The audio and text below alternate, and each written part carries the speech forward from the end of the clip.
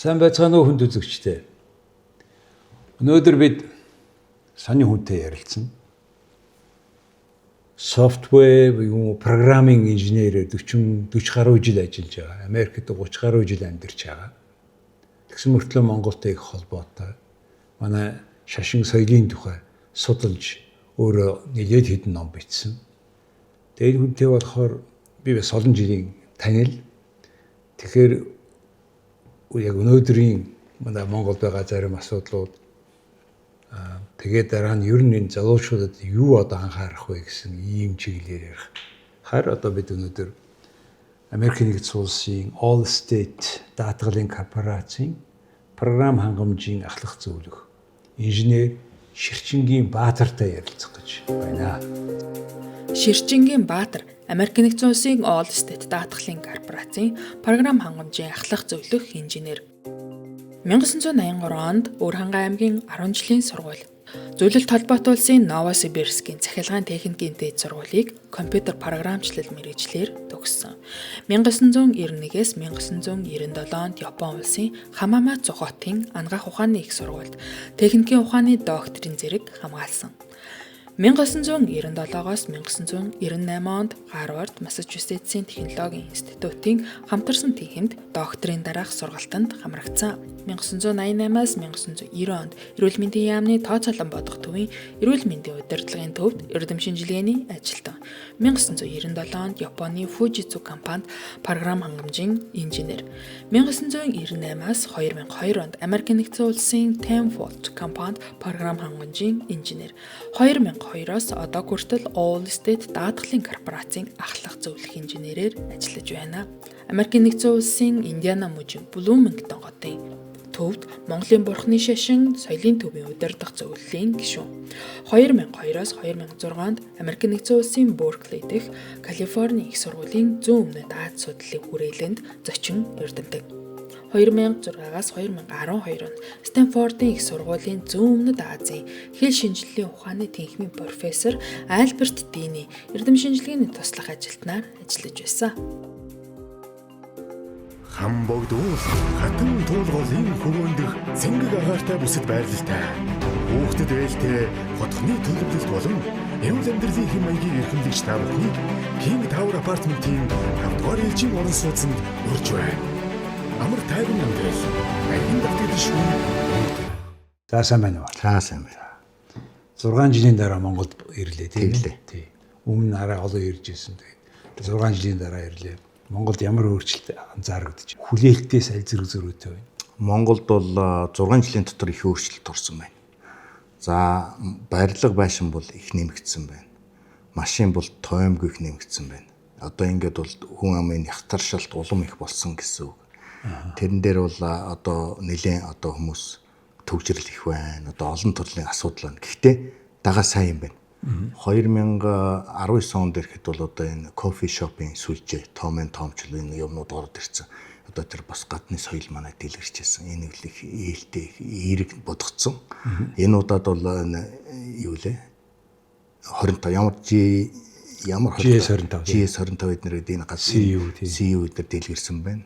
Үндсэндээ бол энэ бас маш чухал одоо бас соёл нэвтэрсэн байна. Одоо нойлын асуудлыг шийдэхэд их тус болсон байна. Энийг бол би айгүй тийм зөв иймэрхүү маягаар одоо хөгжил дэвшил цаашаа манад бол хэрэгтэй гэж бодож байна. За. Өөр юу анзаарав? Өөр бол яг улс төрийн хувьд бол дивжэнтэй байна. Талбай дээр бид нар номын баярт 3 хоног оролцоход бол цаана 3 хоног хүмүүс хоолоогоос өдлөх хашгирч байна. Гэхдээ би бол улс төрийн талаар ус тийм өөрөө нэгтэй оролцоо байхгүй учраас сайн мэдсэнгүү. Гэхдээ ямар ч байсан бол ингээд хөдөлгөөнтэй өмнөтэй л харагдаж байна. Оросын хараат байдлаас гараад үзэл судлалын хувьд, санаа сэтгэлийн хувьд бие дааж эхлээд яг 30 жил явчлаа. За. Гэхдээ эдийн засгийн хувьд бол хоёр хөршөөс хараад хэвээрээ байна. Тийм. Гэхдээ хүмүүс маань бол энэ улсын түүхэнд байгаагүй том эрхчлөөтэй, үгээ хэлэх эрхчлөөтэй гэсэн. Хаашаа та дуртай газараа явах эрхчлөөтэй байна тийм ээ. Тийм. Энийхэн хүчээр энэ том өөрчлөлтүүд боллоо гэж харж байгаа тийм ээ. Яриа байхгүй. Тий. Тэгээд маш олон залуучууд гадагшаага явж байна, ирж байна. Тийм байна. Тий. Тэгэхээр та болохоор Америкт одоо 97 оноос хойш байгаа. Harvard доктор Японд хийсэн. Тийм, Японд Пост доктор Harvard MIT хоёрын хамтын MIT факультетийг суусан. Тий, тэгээд энэ software engineer-ээр ийм олон жил ингээд ажиллаад явж байгаа хүний хувьд энэ одоо бид юунд анхаармаар байна вэ? Одоо өнөөдрийн асуудал за энэ сэтгэл санааны оюун бодлын янз бүрийн юм явагдаад байна шүү дээ. Өрсөлдөөн байна. Одоо бид засгийн газрыг өөрчилчих байна жишээ. Тэр нь болохоор яг юун дээр тулгуурласан бэ гэдэг нь бас судлах хэрэгтэй асуудал. Тэгэхээр ер нь бол одоо энэ бидэрт ямар ирээдүй байна, юу анхаармаар байна. Ялангуяа энэ химэл оюун ухаан, энэ программинг ертөнц голлоод эхэллээ шүү дээ. Хүний оронд машин ажиллаж эхэллээ. Энэтэй холбоотой та юу гэж бодож авдаг вэ? Би бол одоо манай Монголын залуучуудад бол хөгжих, дэвших бүх болцоо Монгол орондоо бий болцсон байна. Энэ сошиал сүлжээ, сошиалыг бол маш зөвөр хэрэглэх хэрэгтэй байна. Цагаа зөв зохицуулаад энэ сошиалын одоо хамгийн өөртөө ашигтай хувь хүнийг хөгжүүлэх тал дээр бол хязгааргүй том тус тийм байна. Үүнээ дагалдуулаад аливаа зүйл бол сайн хоёр талтай. Энэ сошиалын асуудлаас харахад бол ер нь бол хүмүүс айгүй тийм сэтгэлийн цөвтэй, сэтгэл бохор одоо ёс зүйн юмнууд бол их гарч ирж байна. Энэний товтлогооноос залуучууд бол өөрсдөө хамгаалах хэрэгтэй. Ёс зүйн хувьд ариун байх ёстой, сэтгэл зүйн хувьд ариун байх ёстой. Ингэж чадах одоо өөрийгөө хохирогч биш болох тийм ээ. Энэ нийгмийн одоо янз бүрийн буртагнаас өөрийгөө цэврээр авч явахд бол залуучууд бол бус дотроо бодолтой хувь нь өөрийгөө хөгжүүлэх ийм шаардлага гарч ирж байна. Одоо сошиал хэдий хөгжөөд юм хэдий хөгжсөн ч гэсэн өөрийгөө одоо хамгаалах. Тэгээ сайн муу бүх мэдээлэл байгаа орчинд зөвийн сонгоод өөрийгөө муухаас нь хамгаалаад хөгжүүлээч гэж хэлж байна. Тэхийн оронд өдөр болгон бид нар муу тал руу нөрөө тэр нь илүү ийм сонин анхаарал татсан мэдээлэл яваад шүү дээ. Тэгээ хүн өөрөө мэдэхгүйгээр өөрийгөө бохирдуулж юм тийм ээ. Тэгээ энд одоо юм батгаатай яаж хамгаалсан дээр үү? Би бол бодохдоо энэ ёс зүй гэдэг юм их чухал юм байна. Яг хувь хүний ёс зүй. Энэ аль ч нийгэмд ганцхан Монгол биш, Америк ч гэсэн ёс зүй. Ерөөсөө шаарддаг юм байна. Үнэнч байх. Одоо сэтгэлээр ариун байх. Бусдыг хорлохгүй байх. Бусдад дэм тустай байх. Энэ бол зөвхөн одоо манай бурхны шишний зан үйлийн ёс биш дээ. Өөр шашинтай олон улс орнууд бүгдэд нь байна. Тийм учраас аль болохоор өөрийгөө хөгжүүлнэ гэдэг бол энэ зүй тогтлог бол зөв ойлгох. Тэгэд Японд ч гэсэн Америкт ч гэсэн гол зарчим нийгэмдэр бусдад саад болохгүй. Бусдад саад болохгүй бол нэгдүгээр. Тий.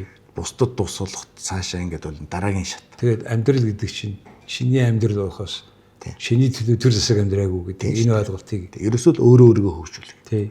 Бүх болцоогоо ашиглаад. Одоо тийм бололцоо чинь урд өмнө түүхэнд байгаагүй гараад ирчлээ гэж хэлж шүү дээ. Тий, ерөөсөө хизээч байгаагүй. Тэгэхээр энийг ашиглаад чи өөрийгөө хөгжүүл. Орлого мөнгөтэй бол дэлхийд гар. Тийг чи энд Монголдо сууж яагаад хийж болно гэдэг энэ юм гарчаад байна. Тийм шүү дээ. Одоо бол ерөөсөө хүн ахуй биеийн хувьд бол хаа байх нь бол нэг чухал биш болчихлоо шүү дээ. Дэлхийн дээр хөгжөөд. Өглөө босоод энэ одоо хаваагаа үлээ гэж заримдаа бодож байгаа тийм хүн чинь. Тэгээд ямар ч ялгаа байхгүй интернетээр ороод чи хаана байгаа газар өгсөн газар очиод шүү дээ. BBC-гийн өглөө босоод сонсч байна. CNN-ийг сонсч байна. Дэлхийн мэдээлэлээс хоцрохгүй байна. За бүх юм биш. Тэр хоёрын одоо буруу гэж үзсэн бол Аль Жазира руу очиод ороод сонсч болж байна. За тэгээд ингээд хэл ус эзэмшин гэдэг бол залуу хүний гоё чимэглэлийн. Тэгээ энийг залуучууд англи хэл бол зүгээр юм мод ч биш, зүгээр л хэрэгцээ. Энэ авсагаар шиг хэрэгцээтэй. Ягаад гэвэл энэ хэл дээр ихэнх мэдээлэл нь байгаа учраас тийм ээ. Дэлхийн нийтийн. Тийм учраас энийг цаг болгон өөрийгөө дайчлаач гэж нэгдүүлж байна. Улсын зүгээс одоо бид энэ боловсролынхаа юмыг жоох өөр болгомоор байна шүү дээ. Яг энэ яг тооцсон. Тэгээд та хамгийн гол нь тэр ёс зүйг хүн цаад болохгүй тооцсон тийм. Энийг энэ реформын хэмжээнд хийхэд юунд анхаарах хэрэгтэй вэ? Орон даяар хамгийн захын сумын хүүхэд ч гэсэн яг адилхан боломжтой байх хэрэгтэй гэдэг утгаараа. Манай энэ боловсролын системд бол одоо буцаж эргэж харах тийм шаардлага гарч дэлхийн хөгжлийн хурдтай нийцүүлж энэ боловсролын системийнхаа хурдыг бас өөрчлөх хэрэгтэй. Монгол хүмүүс бол нэгдүгээрт Монголд байгаа хүмүүс учраас энд амьдрах хүмүүс учраас монгол хэл бол 1 номер, англи хэл бол 2 номер. Тийм учраас монгол хэлээ бас хаяхгүй хэрэгтэй. Англи хэлийг давхар сурах хэрэгтэй. Одоо бол манайд бол бүх юмыг бол одоо ингээд хуулиар байна л да. Нэг ингээд тэнцвэргүй байна. Одоо ингээд монгол төрөд ирэхэд барилга байшингийн одоо хаяг бүгд англи юм уу гадаад хэл дээр байна. Энийг бодолцохгүй байна. Миний өвөө эмээ, миний ах トゥ хөдөөний малчин хүн ойлгохгүй. Энд чи яаж юм гэхээр улс орон дотор ийм одоо кастинг системийг одоо хуваалт үүсгэж штеп. Монголоор томоор англиар жижигээр байх л болох юм Тэгээд шүү болох. Англиар жоохон, монголоор томоор. Бүр үнцгээд ирэх юм бол хуучин монголоор дээр нь босоогоор нь байж. Ингэхээр бол энийг яах юм гэхээр гадныхан хараад хүндэтгэн. Бид нар өөртөө хүндэтгэлтэй байж гадны хүмүүсийн хүндэтгэлийг олно. Энэ их чухал. Гэтэл байдлын юм байхад одоо жоохон хүүхдүүд хоорондоо годомжид англиар яриад болсон байгаа байхгүй юу? Харсан сонсч. Тэр бас сони үзэгдэл тийм ээ. Тэр чинь өөрийгөө илэрхийлж чаддаг хэл дээрээ яриад нь шүү дээ. Тэгэхээр тэр нь гадны хэл илүү болчихоор чинь. Одоо бид хинч биш хүнийг гаргах гэдэг шүү дээ. Монголч биш, англич биш хүн гаргах. Тэгээд дараагийн шатнд тэр хүмүүс чинь гадагшаа явах бүх сүрийн тавиад өгч чинь. Монголоос одоо дөрвөө цухтах. Тэгээ тиймгүй их оронжуулахын тулд төрлөх хэл одоо тэр хүнийг монгол хүнийг нийгэмшүүлэх монгол ах уу гэдгийг одоо тэр хүний монгол гэдгийг бадрах тэр талаас нь хүүхд залуучаас нөхцөлөө тийм тэмүүлэх хэрэгтэй байна. Тэгээд бол хүүхдүүд бол эндээ сурж болно, эндээ амьдарч болно, эндээ ажиллаж болно. Дэлхийн ямар ч бүс компаниуд өөрийн мэдлэг олоод авчих юм бол ажиллаж болно. Тийм бүх болцоо Монгол бий болсон учраас бол заавал гадаадд явж гадаадд сурж амьдрах нь бол тийм чухал биш болчихжээ гэж би одоо өөрийн биеэр энэ амьдралыг туулсан хүний хувьд ойлгож байна. Энэ сайхан их орондоо энэ сайхан юмыг бүх болцоо биш. Та монголчуудын холбоо гэж байгаа улс одоо 20-30 жилийн өмнө Калифорниад, Сан Франциско тийм ээ. Ер нь гадаадд одоогоор бол ер нь 300 мянган буюу Монгол улсын хүн амын бараг 10% шгүй гадаад байна шүү дээ. Ямар ч том хоёр аймгийг нийлүүлсэн хүн байна. Тэгэхээр энэ бол бодит байдал. Энэ интеграцийг бид нар ямар маягаар зөв цаашаа авч явах нь зүйтэй вэ? Мэдээж хүн хаа дуртай явах газараа явах хэрэгтэй. Тий, энийг бол хүний унгаа ирэх юм тийм ээ. Тэгэхээр энийг бид ингээд тэр дараагийн үе чинь жишээлбэл Америкт байгаа хүүхдүүд чинь Америк хүүхдүүд болчихж шээ. Одоо Европ хүүхдүүд болчихж байна. Тэгээ энэтэй холбоотой улсын хэмжээнд ямар хөө бодлого баймаар юм бэ? Та энэ олон жил харсан хүний хувьд би бол төрөөс бас жоохон бодлого энд хэрэгтэй байна. Гадна байгаа хүүхдүүдийн монгол хэлийг мартуулахгүй байх хамгийн том тийм хөтөлбөр төрөөс одоо зохион байгуулалт хиймээр байна. Тэгээ бус орнууд хийж юм байл шүү. Бус орнууд хийж байна. Яагаад тэгэхээр бол монгол хүн бол монгол хэлээ марчих бол монгол хүн биш.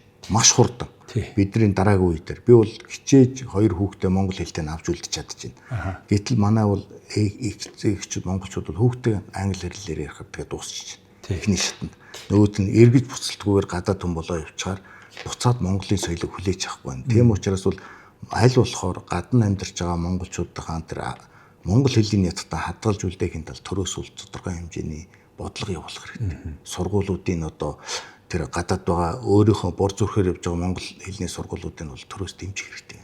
Одоо бид нар чинь жоохон динамик бол чирвэр уян хатан баймир биш үү?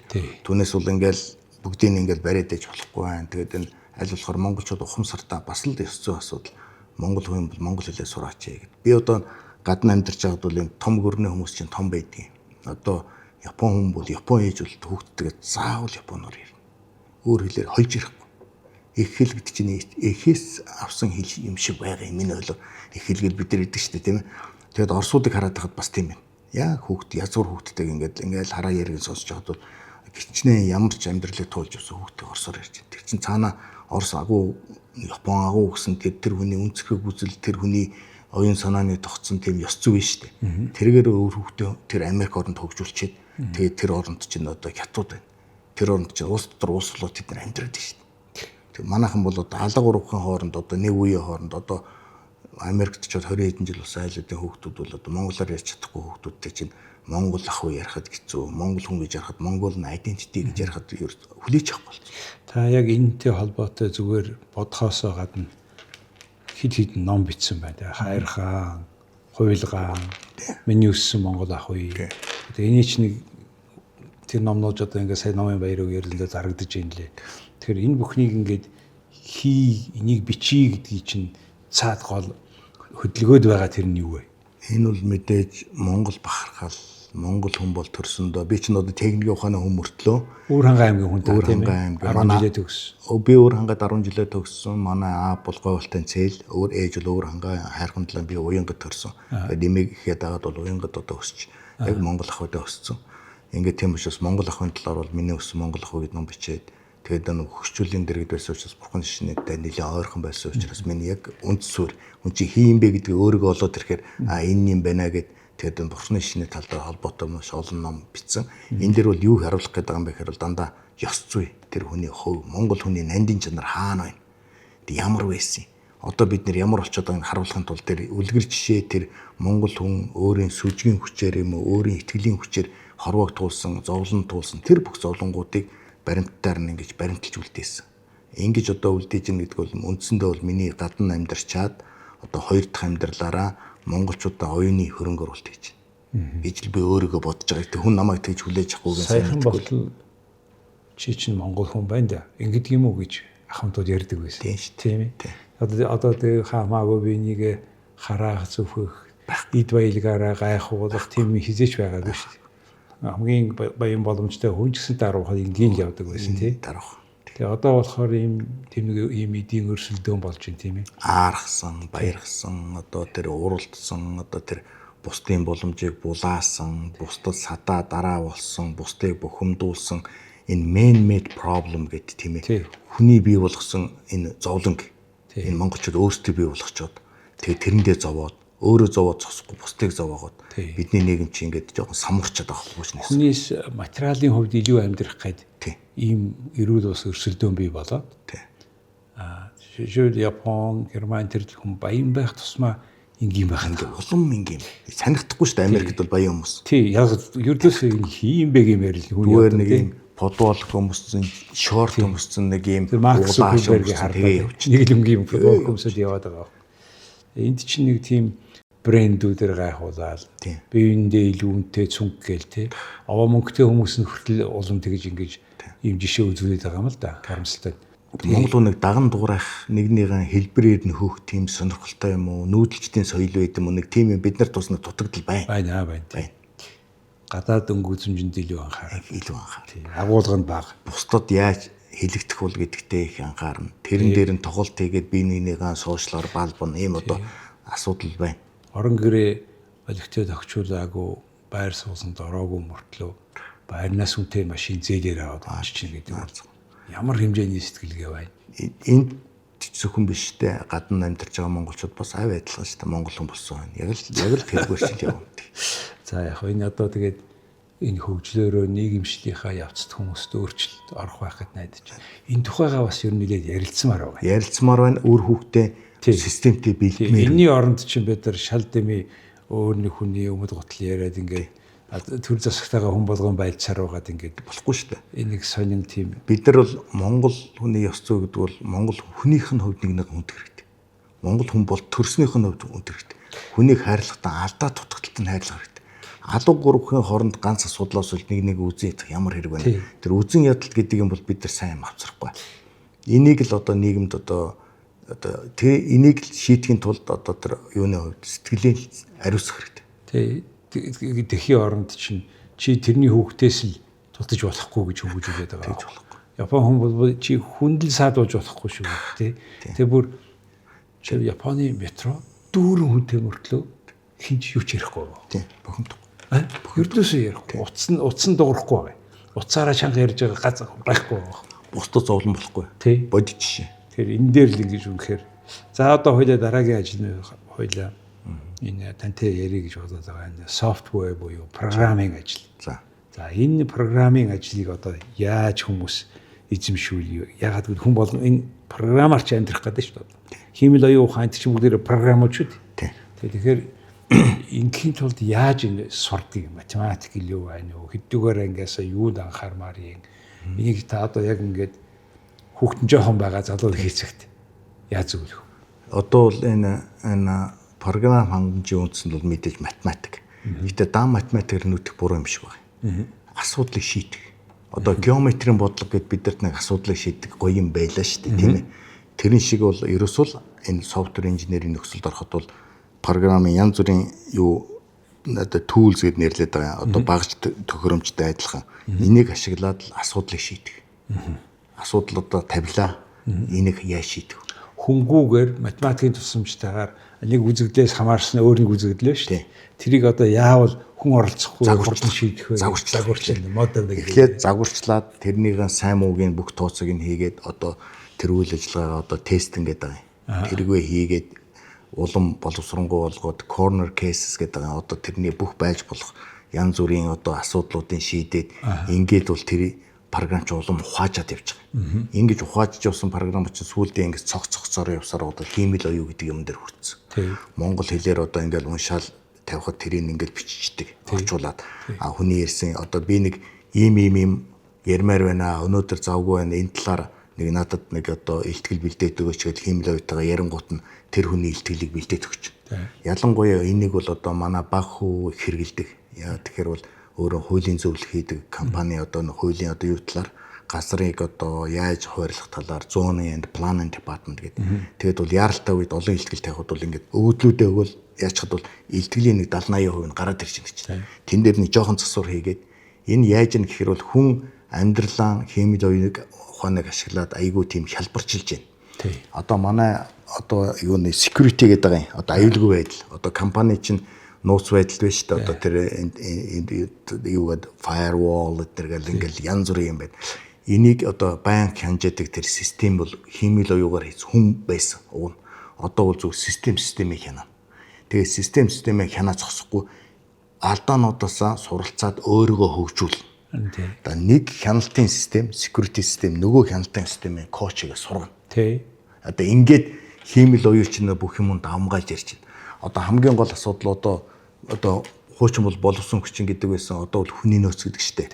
Хүний нөөцийн одоо 50-аас дээш хувийг компьютерийн одоо химийн оюугаар шийдэж байна. Яагаад гэвэл энэ л ар үрээ хаалга байхгүй. Энийг бол үндэстэн өөрөөгөө энэ энтхэг хүн юм байна авчи, энэ Орос хүн юм байна авчи, энэ Америк хүн юм байна авчи, энэ Хятад хүн юм байна авчи гэсэн талцал байхгүй. Тухайн хүний бүх юмыг анализ хийгээл нэг тэр хүний кредит нэг иймэрхүү хүн байна гэд гаргаад ирэхээр тэр нь эхний тэр чинь олон шатаар шалгаруулж байгаа шүү дээ. Дараагийн шатанд шахад бол хамгийн ихний одоо интервьюний тэр гол хэсгийг бол одоо химэл оюугаар хийх жишээтэй. Ингээд бол маш олон салбаруудад хийж байна. Нэг салбарт бол одоо химэл оюугаар хийсэн одоо нэлээд асуудал гарч ирж байна. Яасан гэхээр customer service гэдэг одоо худалдан авахчийг одоо химэл оюутай харьцуулаад өөрсдөө уцаар ярихаас салхуурсан чинь хүмүүс чинь яад юм бэ? Паникт орд юм байна. Одоо жишээлбэл би нэг даатгалын клейм гэдэг чинь одоо төлбөр авах гэж итэл өмнөөс нь машин яриад унахаар тэр хүн чинь паникт орд юм байна. Ингээд сая тэр нөгөөд United Healthcare гэдгийн ерөнхийлөгчийг буудаад алчлаа шүү дээ. Депрессэнд ороод тэгээ одоо тэрийг эргэж харж байна. Энэ хүний амьд харьцаа гэдэг бол чухал юм байна. Яг хөв хүн дээр техникээр хүнтэй харьцуулах чинь арай болоогүй юм байна гэсэн асуудлууд яригдчих шүү дээ. Иймэрхүү олон чиглэлээр явж байна. Тэгээ химэл оюухан өөрөө хүнийг 2 дахин 3 дахин үржүүлэх чадвартай болгож байна тий. Таны хөдөлмөрийн бүтээмж англи хэл мэдээд тэгээд химэл оюуханыг ашиглаж чадах юм бол та нэг биш 3 хүн болчиход байна шүү дээ баг тийм ээ. Цагаа хэмнэх асуудал байна тий. Үр дүнд нь өөртөө зориулах чөлөө цаг, хүүхдэд зориулах чөлөө цагийнх нь хэмжээ нэмэгдэж байна гэсэн үг тий. Ягаад гэвэл ажлын цаг, хөдөлмөрийн бүтээмж эрс нэмэгдэж шүү дээ тийм ээ. Би одоо кодер шүү дээ. Код бичиж сууж байна. Тэгтэл одоо бол би ийм имийг шийдэх код бичмээр байна гэж тэлэнгүүт миний кодыг бичиж өгч байна. Тэнгүүт нэрээ чи надтай миний тэр хүн ч дараа давуу харж байгаад энд жоохон өөрчлөл оруулаад нөгөө би нэг код бичих гэжсэн хугацааны 3-2-ыг хэмнээд 3-1 дээр хүчээ оруулаад тэгэхээр миний цаг бол асар хэмнэж гин гэсэн үг. Одоо энэ чиглэлд их явж байна. Тэр анх код бичнэ гэдэг чи өөрөө нөгөө битэн систем тийм код чинь өөрөө тэгээд кодлохор нэг yes no гэдэг дээр энэ компьютер чинь суурь явж байгаа тийм. Тэн дээр давхар хэлүүд явж байгаа дараа хялбарчсан хэл дээр бичиж штэ бид нэр.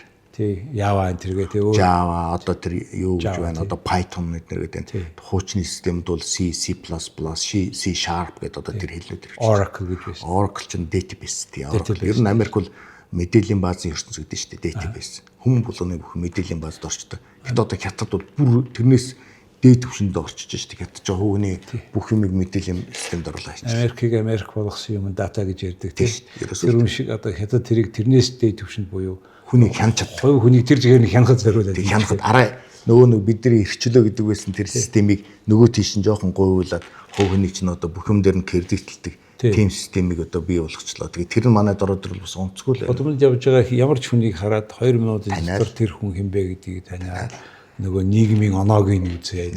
Энэ нийгмийн оноо тодорхой төвшнөөс муу буурсан байвал найдахгүй нөхөр гэж үзээ. Хангамж нь улам доош унаал. Тэгээ зарим тэр нөгөө юу банкны зээл хүртэл өгөх нь боломж багасгаад бүх юм амьдрах болцоог нь улам болгоныг ингэж тийм ээ. Тэгээ одоо энэ сүүлийн үе тэр нөгөө ялангуяа төв банкны coin гэж гаргах гэдэг шүү дээ. Digital currency.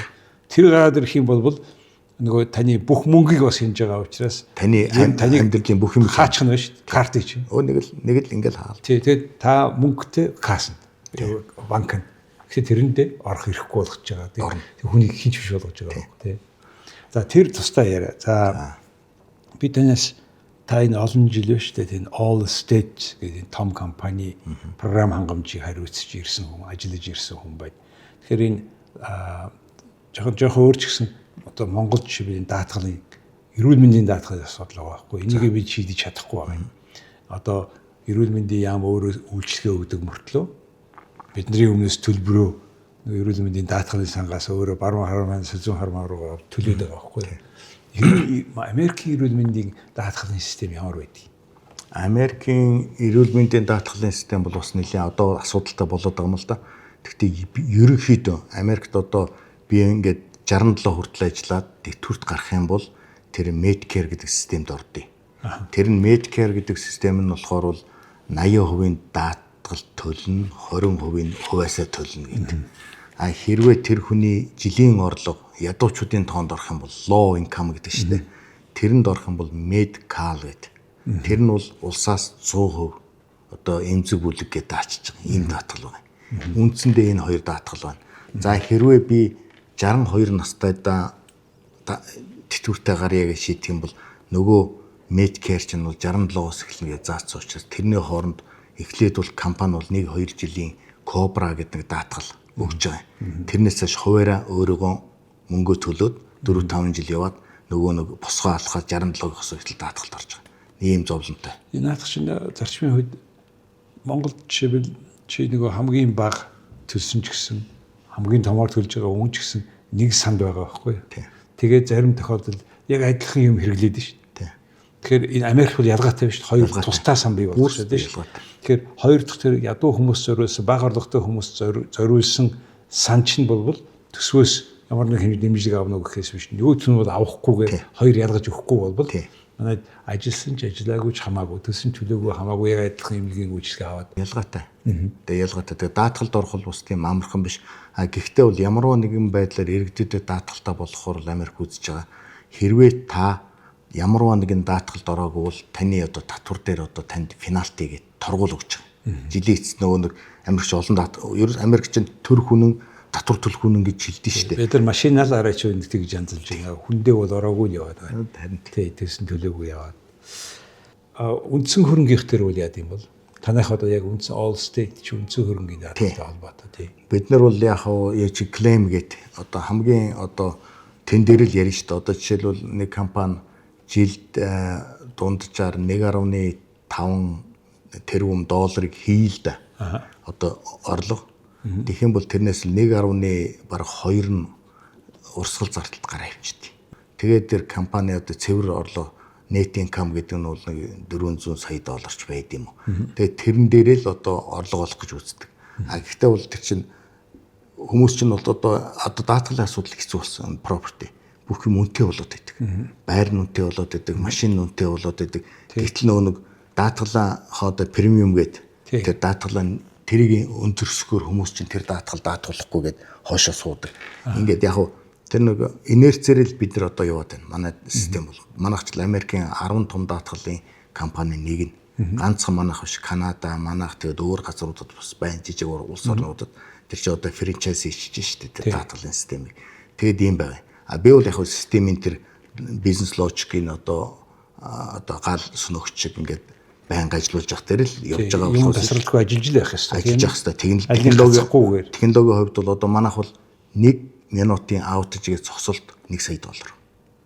А ямар нэгэн програм хангамжийн апгрейд юм уу юунаас өөрчлөлтөөс ороод систем зогсох юм бол даатгалын систем 30 минут зогсох юм бол 30 минутын дотор одоо хуучин энэ болохгүй надад хуучин юм руугаа шилжүүлж байгаа шүү дээ. 30 сая доллар алдна.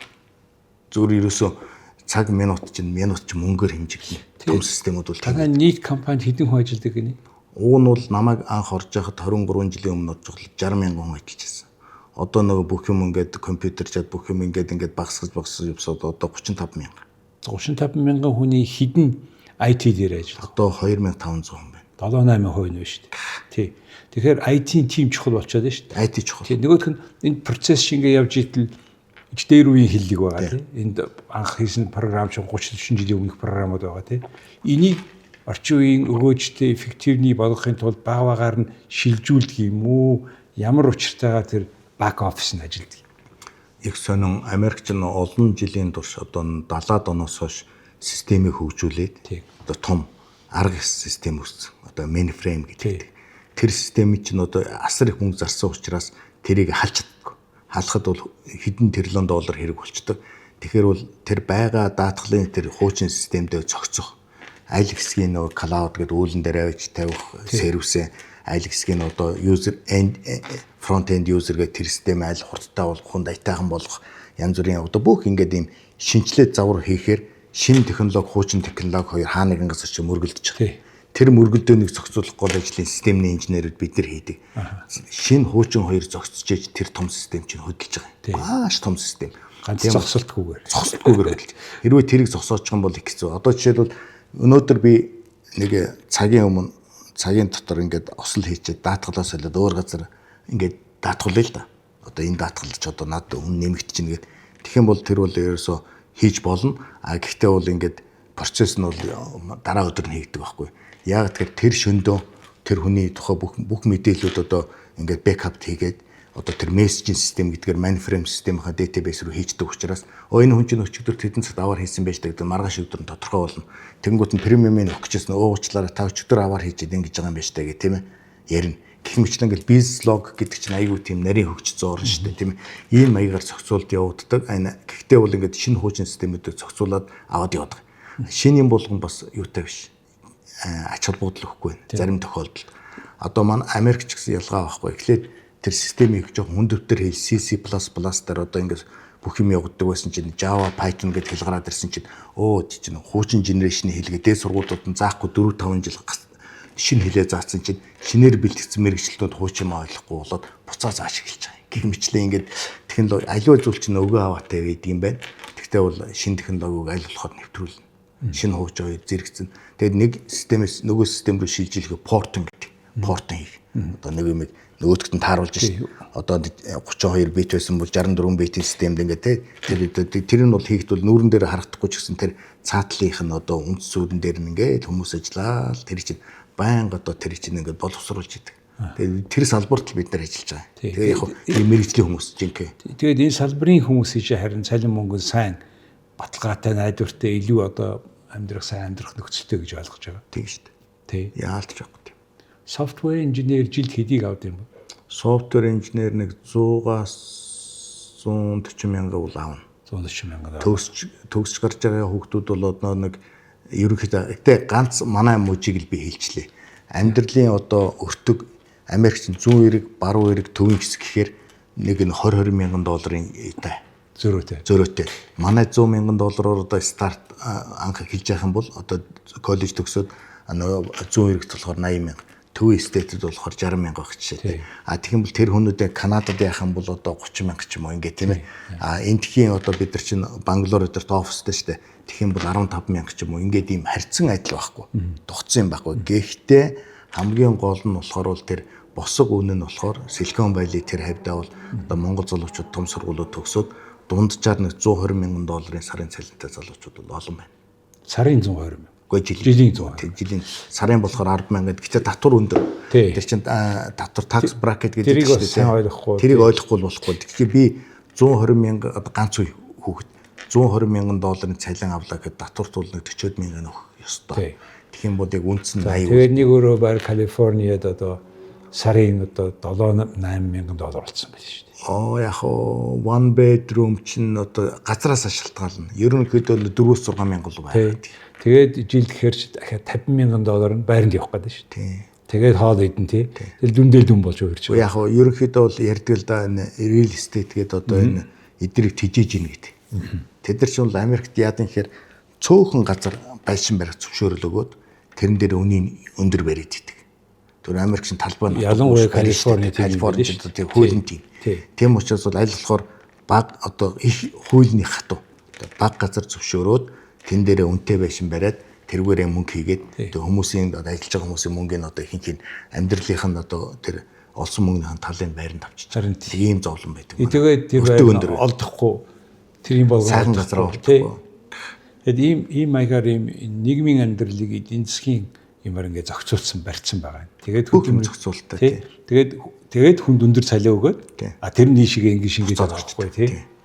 Түүнээс биш яг манайд бол нөгөө тэр систем байхгүй учраас манай байгаа орлогоороо бас хүмүүс нь амьдрал байгаа байхгүй юу. Гэхдээ мэдээж орон сууцтай холбоотой бол нарийн энэ хот чинь зүгээр байшин барайл идэг үнэн бурахгүй байхгүй жишээ. Тий. За үндсэндээ цаг маань ихт өгсөн учраас тий хамгийн сүүлд одоо танаас асуух зүйл юу вэ гэхдээ зэрэг ямар хуу одоо цаашаа аль нэг тал дээрээ тэр Монголтой холбоотой ном бичиг найруулах өөрийнхөө бизнестэй холбоотой найруулга энэ дээр одоо ямар ойрын төлөвлөгөө байна? Би яг одоо бол миний хувьд бол одоо ингээд нэгэнт ажилласан одоо карьер билд гэдэг штеп өөрийнхөө юг одоо бүтээн байгуулсан чинь одоо албан тушаалаа энэ дээр бол тэтгэврс гартлаа явъя гэж бодож байгаа. Тэндээ. За софтвер инженер тэргүүрээ тэтгэврээ авчи. Тэгээд 90 очин л байна Монголд. Үндсний Монголд ах уй соёлдон одоо холбоотой ном бол бичиж байгаа. Одоо дараагийн бичиж байгаа ном бол Тэмээний соёлоор. Манай өвөө тэмээчин аав Тэмээний соёлоор их сонирхдаг. Манай аавын бичсэн Тэмээ унсан чон зэрэглээн дунд Тэмээ юу тормолзон эднэрэл олон зохиолууд байдаг. Тэгээд аав маань Тэмээний тухай ном бичгэнсэн гэж яриа л идэв гэсэн. Тэгээд одоо тэр ингээд нас ахих тусам тэр нөө аав яриа сэтгэл байдаг учраас эмзэглээд Тэмээний соёл бол манайд бол жоохон холдсон. Тэмээ одоо л үржүүлээл нэг ингэний хоормог Тэмээний одоо маханд их бууз болдог гэж бодож штэ хүмүүс. Түүнээс бол яг тэр Тэмээний соёл чинь нүүдэлж явах тогтсон асар одоо хамаг одооны трак марак одоо бүх одоо тээвэр бүх асуудлыг Тэмээгээр шийдэжсэн байна штэ манайх дэлхийн ертөнцийн одоо баруун талтай Тэмээгээр холбогдож ирсэн биш. Дэлхийн машингүй байхад чинь Тэмээгээр яваад Тэмээ бүх тохиолдол Тэмээ байсан учраас тэр соёл том соёл. За. Энийг бол Монголын ард түмэндээ өөрийн мэдснээр энэ тентхийн материалуудыг сураад судалгааны чигтээ Монгол хүний танин мэдгүйд холбоотой нэг ном бүтээгээд одоо Монголын ард түмэндээ барья гэсэн бодолтой яваа нэг 70-80% гүйцэтгэлтэй яваа. За та ингээд орчин үеийн хамгийн сүүлийн үеийн хэлийг програмын хэлийг манай соёлын хамгийн дээр үеийн хэлтэй ингээд хоёулангийн холбоод илэрхийлээд яваад байгаа их сонин хүн учраас одоо тантай уулзах таатай байна. Сая таны номыг авсан. Тэгээд танд саяын ажиллаа хийгээд амжилт хүсье. За баярлалаа. Танд мөн аз жаргал сайн сайхныг хүсье. Эрүүлийн баярлалаа. За хүн үзэгчдээ өнөөдөр бид Ширчингийн Баатар гэж хүнтэй ярьлаа. Түрүү ярьсан Калифорнид амьдардаг, Америкт 40 жил амьдарч байгаа. Тэгээд Монголтойгоо холбоотой маш их ажил хийдэг. Нэг хүнээс бол одоо гарах боломжгүй тийм их ажлуудыг хийдэг. Хаана монголчууд очиод монголчуудын холбоотой холбогддог Калифорниад ийм сонин эрхэмтэй уулзуулаа. Баярлалаа. Цэлгэр уужим орон зай. Хараа баясгах үзэмжид харууц. Цэвэр агаар тав тухтай орчин. Тансаг давтагдшгүй өнгө төрх. Таныг илэрхийлэх төгс хийцлэлтэй King Tower. Тав дугаар элчийн орон сууцны загварын байранда та бүхнийг урьж байна. King Tower Apartment